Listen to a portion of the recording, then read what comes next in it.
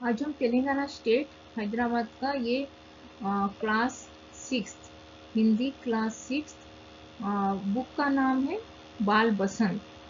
First language Hindi class 6 बाल बसंत पुस्तक का ये चैप्टर नंबर 2। चैप्टर का नाम है बचपन, मेरा बचपन। इसका आज हम एक्सप्लेनेशन करेंगे।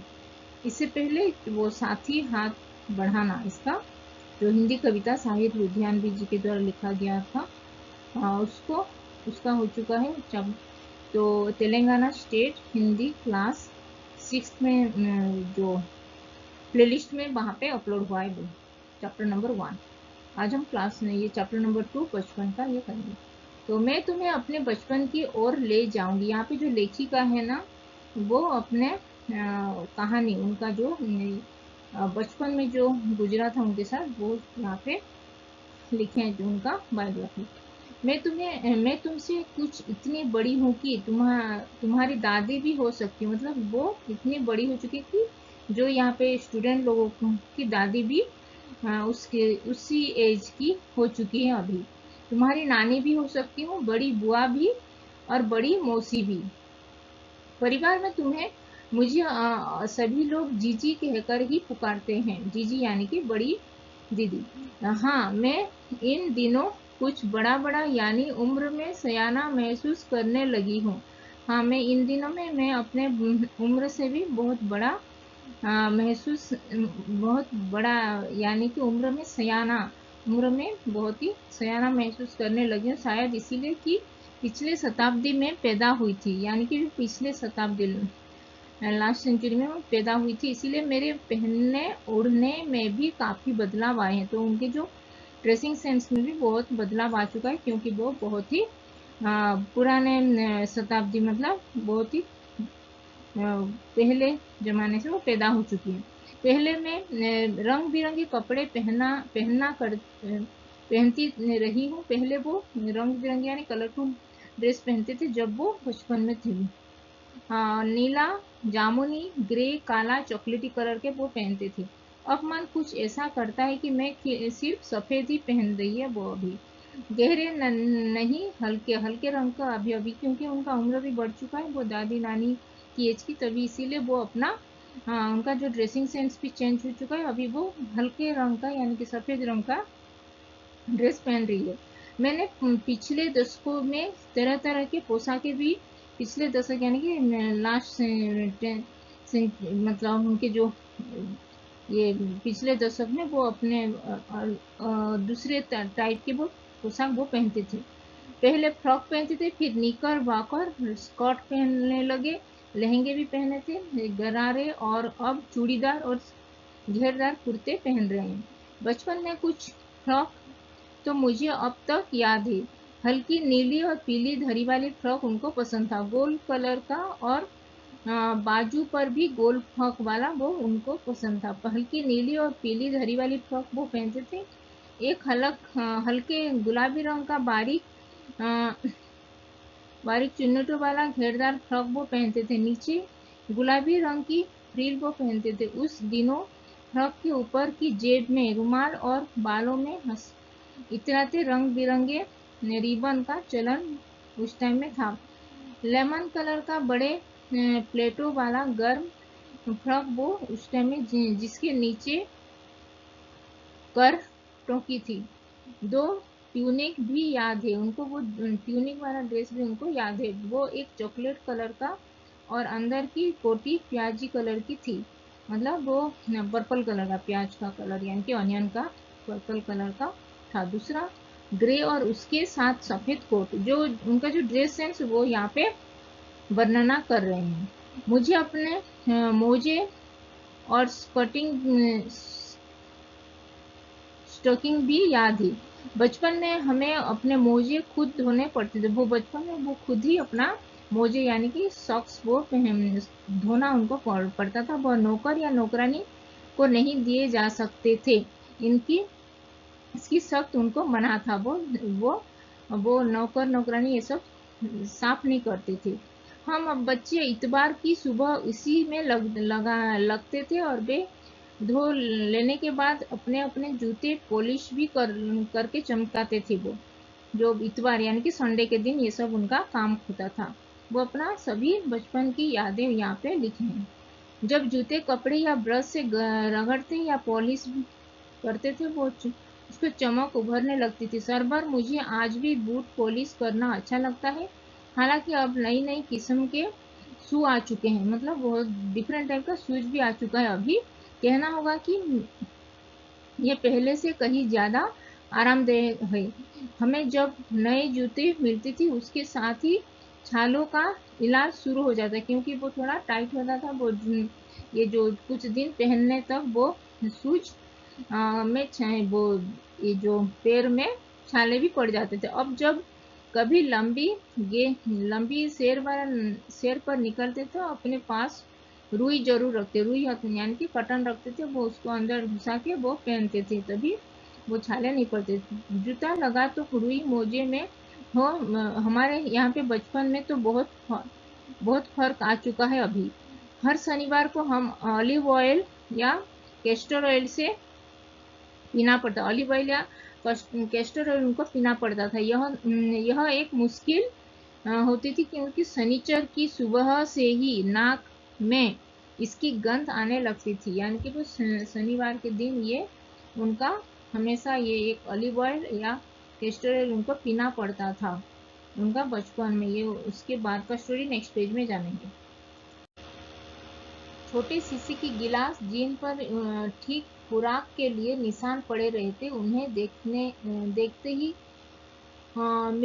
मिलती होने लगती। मुझे आज भी लगता है कि अगर हम न भी पीते वही शनिवारी दवा तो कुछ ज्यादा बिगड़ने वाला नहीं था, क्योंकि वो शनिवारी जो दवा ऑलिव ऑयल और कैस्टर ऑयल उनको पीना पड़ता, वो कुछ भी फर्क नहीं पड़ता था, लेकिन उनको पीना पड़ता था। सेहत ठीक हो रही थी, सेहत तो ठीक ही रही थी। तुम्हें बताऊंगी कि हमारे समय और तुम्हारे समय में कितनी दूरी आ चुकी है। यहाँ तक कि बचपन की दिलचस्पियां भी बदल गई है। याद रहे उन दिनों कुछ घरों में ग्रामोफोन, जो ग्रामोफोन रिकॉर्ड होता था, रेडियो और टेलीविजन नहीं थे। उस टाइम में रेडियो टेलीविजन नहीं थे तो ग्रामोफोन होता था। हमारे बचपन में कुल्फी, आइसक्रीम हो गई है। पहले कुल्फी चलता था, अभी आइसक्रीम हो गया है। कचौड़ी, समोसा, पेस्ट्रीज, ये पेस्ट्रीज अभी वो पेटीज में बदल गए। पहले कचौड़ी समोसा खाते थे, अभी पेटीज सब बदल गया है। ये सेसूत पहले सेसूत पहनते थे, अभी वो फालसी या खसखस का शरबत अभी कोक पेप्सी में बदल गया है। उस दिनों में कोक नहीं, लेमनेड, बिमटो मिलती थी, बिमटो चॉकलेट जो। शिमला और नई दिल्ली में बड़े हुए बच्चों को बेगर्स और बेबी को रेस्टोरेंट का चॉकलेट और पेस्ट्री मजा देने वाली होती। हम भाई बहनों की ड्यूटी लगती शिमला मॉल में ब्राउन ब्रेड लाने की। तभी वो ब्राउन ब्रेड, शिमला के जो ब्राउन ब्रेड ये फैक्ट्री वहाँ पे लगा रहता था। वहाँ पे उनके जो भाई बहन होते थे वहाँ पे जाने के लिए उनको ड्यूटी पड़ता था, किस दिन किसको लेके आने के लिए। हमास पर मॉल में ज्यादा दूर नहीं था, एक छोटी सी चढ़ाई और गिरजा मैदान पहुंच जाते। वहां से एक उतराई उतरते ही और मॉल पर कन्फेक्शनरी काउंटर पर तरह तरह की पेस्ट्री और चॉकलेट वहाँ पे खुशबू मन भाव लेती थी। हमें हफ्ते में एक बार चॉकलेट खरीदने की छूट थी। सबसे ज्यादा मेरे पास ही चॉकलेट और का स्टॉक रहता था। मैं चॉकलेट लेकर खड़े खड़े कभी नहीं खाती, घर लौटकर साइड बोर्ड में, और रात के खाने के बाद बिस्तर से पे लेटकर मजा लेकर वो खाते थे चॉकलेट को। शिमला के काफल भी बहुत याद आते हैं। काफल, खट्टे मीठे काफल, जो फल होता है, कुछ एकदम लाल रसभरी होता था। कसमल, सोचकर ही मुंह में पानी भर जाए। खटखट, चेस्टनट जो होता है, चेस्टनट एक और गजब की चुने वाली, और फिर उसके जो छिलके उतार कर मुंह में खाने से बहुत ही मजेदार लगता था। अभी चने और गरम और अनारदाने का चूर्ण खाते थे। हाँ, चने और गरम की पुड़िया जो तब थी अभी वो नजर नहीं आ रही है। पुराने कागजों से बनाई हुई हम पुड़िया में नीरा हाथ का कमाल है। नीचे उसके बाद एक वक्त था जब फिल्म का गाना चना और गरम बाबू, चना जोर गरम बाबू में लाया मजेदार चना जोर गरम, उस दिनों स्कूल के हर बच्चे का आता था।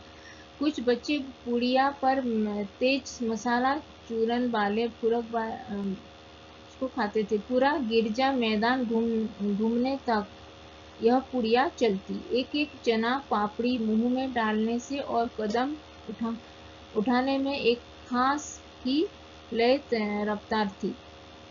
छुटपन में हमेशा शिमला रिज पर बहुत मजे किए करते थे। घोड़ों की सवारी की है। शिमला के हर बच्चे को कभी ना कभी यह मौका मिल ही जाता था। हम जाने क्यों घोड़ों को कुछ कमतर करके समझते थे, उन पर हंसते थे। नैनीताल में के घोड़े खूब रुष्ट पुष्ट और खूबसूरत होते थे। उनकी बात फिर कभी।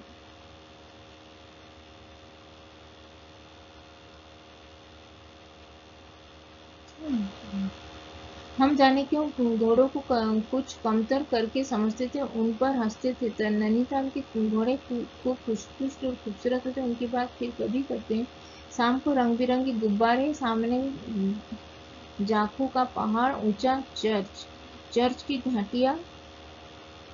घंटियां बजती और दूर दूर तक उनकी गूंज फैल जाती है। लगता इसके संगीत से प्रभु ईसा मसीह भी स्वयं कुछ कह रहे हैं। सामने आकाश पर सुगंधित सूर्यास्त हो रहा है। गुलाबी सुनहरी घरियां नीले आसमान पर फैल रही है। दूर दूर फैले पहाड़ों के मुखड़े गहराने लगे और देखते देखते बत्तियां टिमटिमाते लगी। रिच पर की रौनक और माल को दुकानों का चमक के भी क्या कहने। स्कैंडल पॉइंट की भीड़ से उभरता कोलाहल। सर्वर स्कैंडल पॉइंट के ठीक सामने इन दिनों एक दुकान हुआ करती थी, जिसके शोरूम में शिमला कालका ट्रेन का मॉडल बना हुआ था। इसके पटरियां, उस पर खड़ी छोटे छोटे डिब्बों वाले ट्रेन, एक और लाल टीन की छत वाला स्टेशन और सामने सिग्नल देता खंबा, थोड़ी थोड़ी दूर पर बनी सुरंगें। पिछली सदी में तेज रफ्तार वाली गाड़ी वहां पे बहती थी और कभी कभी हवाई जहाज भी देखने को मिलते थे। दिल्ली में जब भी उनकी आवाज आती, बच्चे उन्हें देखने बाहर दौड़ते। देखता एक भारी भरकम पक्षी वहां पे उड़ जा रहे हैं और पंखे फैलाकर वैसे उसको देखते थे। वो हवाई जहाज जैसे एक पंछी उड़कर और उसका पंख फैलाकर उड़ रही जैसे उनको लगता था। यह देखो और वह गायब। उसकी स्पीड नहीं इतनी तेज लगती। हाँ, गाड़ी की मॉडल वाले दुकान के साथ एक और ऐसी दुकान थी जो मुझे कभी नहीं भूलती। यह वह दुकान थी जहाँ मेरी पहला चश्मा बना था। वहाँ आंखों के डॉक्टर अंग्रेज थे। शुरू में चश्मा लगाना बड़ा अटपटा सा लगा। छोटे बड़े मेरे चेहरे की और मेरे और देखने और कहते आंखों में कुछ तकलीफ है। इस उम्र में ऐनक यानी कि चश्मा। दूध पिया करो, मैं डॉक्टर साहिब से दोबारा कर देती और कुछ देर पहनूंगी तो ऐनक उतर जाएगी बोल के वो इसे बोल देते थे। वैसे डॉक्टर साहब ने पूरा आश्वासन दिया था, लेकिन चश्मा तो अब तक नहीं पहनी। बस कम होता रहा उनका जो आंखों का पावर वो कम होता रहता था, क्योंकि वो चश्मा यूज नहीं करते थे, इसीलिए उनका आंखों का पावर भी कम हो गया। मैं अपने आप उसकी जिम्मेदार हूँ, इसीलिए वो ही रिस्पॉन्सिबल है, क्योंकि वो चश्मा ठीक से यूज नहीं करते थे, इसीलिए उनका पावर भी कम हो गया। जब आप दिन की रोशनी रात में टेबल लैंप में वो के सामने काम करती थी तो इसके अलावा और क्या होगा। हाँ, मैंने चश्मा लगाया तो मेरे एक चचेरे भाई ने मुझे छेड़ा, देखो देखो कैसी लग रही है, आंख पर चश्मा लगाया, ताकि मुझे दूर की यह नहीं लड़की को मालूम भी उनको नहीं पड़ रहा था। इसीलिए उनको जो चचेरे भाई भी उनको मजाक उड़ाता था, इसीलिए वो भी और चश्मा को भी पहनना पसंद नहीं करते। तो उसके बाद का स्टोरी नेक्स्ट पेज में जाएंगे। तो उनको चचेरे भाई भी उनको सूरत बनी लंगूर की ऐसे उनको चिढ़ाता था। मैं खिजी कि मुझ पर क्यों दोहराया जा रही है, पर शेर बुरा न लगा। वो शेर जैसे बोल रहा था सूरत बनी लंगूर की, तो उनको अच्छा लग रहा था। जब वह चाय पीकर चले गए तो मैं अपने कमरे में जाकर आईने के सामने खड़ी हो गई। कई बार अपने को देखा, एक ऐनक उतारी, वो जो चश्मा उतार के देखे, फिर पहन के देखे, फिर उतारी, फिर पहन के देखे, देखती रही सूरत बनी लंगूर की। नहीं नहीं नहीं, हाँ हाँ हाँ, वो ही बोलते रहे जो उनका जो चचेरे भाई ने बोला था उन्हें। मैंने अपने छोटे भाई का टोपा उठाकर सिर पर रखा। कुछ अजीब लगा, टोपा यानी कि टोपी, जो कैप को। अच्छा भी और मजाकिया भी तब की बात थी। अब तो चेहरे के साथ धुल मिल गया है चश्मा। जब कभी उतरा हुआ होता है तो चेहरा खाली खाली लगने लगता है। याद आ गया वह टोपा, काली फ्रेम का चश्मा और लंगूर की सूरत। हाँ, इन दिनों में शिमला में सिर पर टोपी लगाना पसंद करती हूँ। वहाँ पे वो मैंने कई रंगों की टोपा जमा कर ली है। कहीं दुपट्टों का ओढ़ना और कहीं सहज सुगीतों वाली हिमाचली टोपियाँ वो पहना करती थी। ये कृष्णा जी के द्वारा लिखा था, मेरा बचपन का इंस्पिरेशन था।